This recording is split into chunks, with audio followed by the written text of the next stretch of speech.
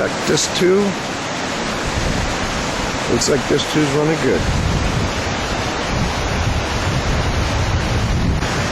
Alright, our second day is doing a lot better. Catching fish now. This trip has really turned out to be a good thing, great thing.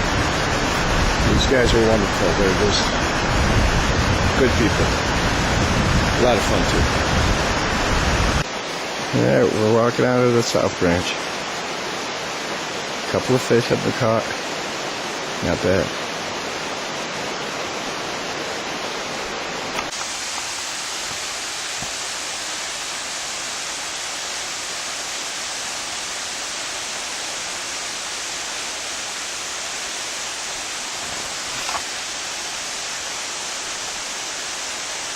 Yeah, you see that little spurt up there, Ig?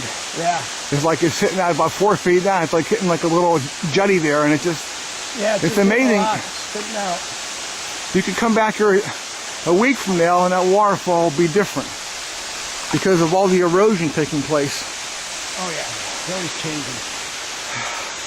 So, Ig, well, what do we have here, buddy? We have the Deer Lake waterfall. It's part of the Deer Lake Sanctuary. It's approximately 700 or 800 acres. The problem is, if you right to the waterfall, you can see there's a campsite with a wool rug embedded in the soil. Sanctuary, but people are dumping garbage. Across the creek, there's a purple, I don't know, sleeping bag, blanket. People just don't respect. Yeah, they have no consideration, do they? Yes. Yeah, I see it down there through And the... we're just outside of the South Branch. You can see through the timber, the wall of the gorge. On a beautiful Friday afternoon. Now this is what they call the South Branch, right? Yes, it's the South Branch of Cattaraugus. Okay. It runs roughly 2 miles downstream, and then it'll go about 1.5 miles upstream. You'll have the main waterfalls, which is the Sweetwater Preserve. That is as far as the lake running steelhead can go. Above that is all inland trout, and that will go approximately 15-20 miles. It'll hit the Mansfield, and then it'll go almost to the township of Ellicottville. And it's a lot of water, a lot of trout. Now you were talking earlier, and I want the people to know this, okay? At one time, Gowanda, that sits at the base of the valley here, at one time was notorious for polluting Lake Erie. Yes, the glue factory and the tannery. Like I was telling you earlier, we knew what color hides they were tanning by looking at what color the creek was. One day the creek's green, next day the creek's red. And I was in Virginia going through classes in the Coast Guard, and I saw a movie on polluters of Lake Erie, and there was an aerial shot of my village of Gowanda. It was right up there with Lackawanna, Bethlehem Steel, and Cleveland. But now, both factories are gone. The glue factory grounds is being converted into what's known as the gateway to Zoar Valley. A couple years we'll have campgrounds, access to rafting, picnicking. So there's progress, but it's took a long, long time. Now the problem is back here, my dear friend, I never knew it existed. I'm being honest with you, and a lot of people watching this video today have never heard of Gowanda, much less the Zoar Valley, okay? No. I saw a picture of the Zoar Valley online. I thought to myself, that's got to be the Rocky Mountains, right? Or at least the Adirondacks. No, it was here, Western New York, right, okay? Zoar Valley is also in several books. There's one book, it's called 100 Top Nudist Beaches of America. Zoar Valley made the top 100. Okay. It used to have a nudist population, nudist colony, originated back in the 60s. Was it a prodigy of Woodstock? Yeah. Okay. Probably was. Yeah, it's probably... New York was notorious for all that good stuff, weren't they? The nudist colony, Woodstock. Yes. One wild party, you know? Yeah, a lot of party. It got to the point where there was too many bikers, so they kind of...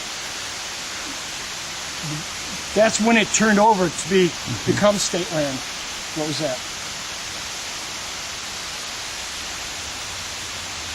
Something running around over there.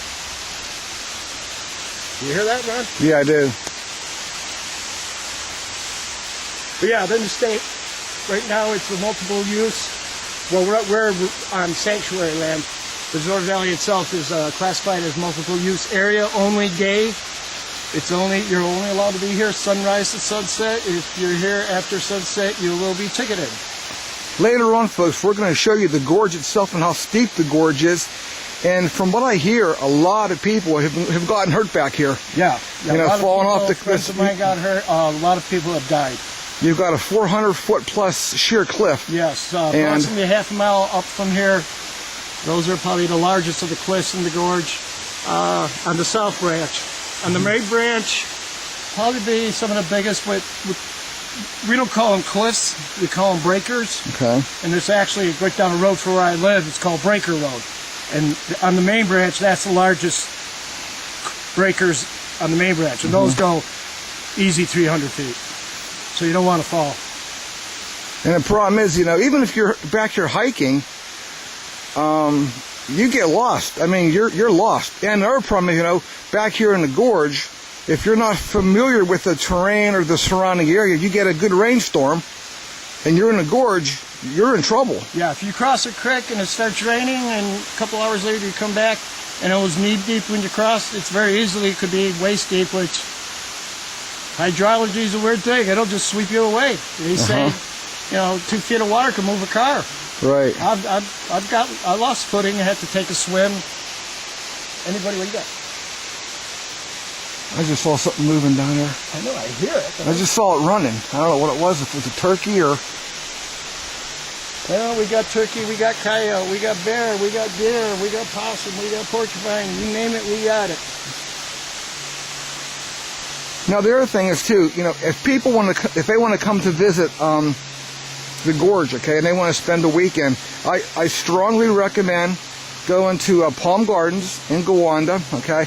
It is a very, very nice place. It's not elegant like the Hilton, but you know what? Hey, it's affordable, and the people who own the place are very, very friendly. The problem is now, when you come to the gorge itself, it's not marked very well, is it? It's hard to find the access points, right? Yes, there's several maps available, but actually the best thing, stop, talk to the locals, they'll point you in the right direction. And if you go in the gorge yourself, stay to the creek. Don't go up in the woods. That's where people get lost. You know, I'll tell you right now, one ravine looks like the next, and the next, and the next. And the other common thing, which I find funny, is since they removed the bridge, if it gets dark, or for that matter, if it gets foggy, you can walk down this creek and walk right past the parking lot because you don't know where it is. And the next thing you know, you're at the forks, then you realize, man, I'm 2 miles too far, then you gotta go back. So just respect it. The parking lots that are available have kiosks. Please read the rules, and please obey the rules. And once again, Zoar is not the party spot it used to be. Zoar is now alcohol-free. And that's because of all the deaths and abuse that has gone.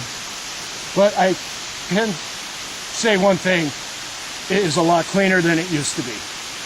Well, that's because of people like you. You know what I'm saying? Yeah, we people, right? Clean up. Me and the sanctuary group, we were on a geological hike 2 weeks ago, and I was real happy and surprised that everybody had a plastic bag, everybody was picking up, and we really didn't carry out that much.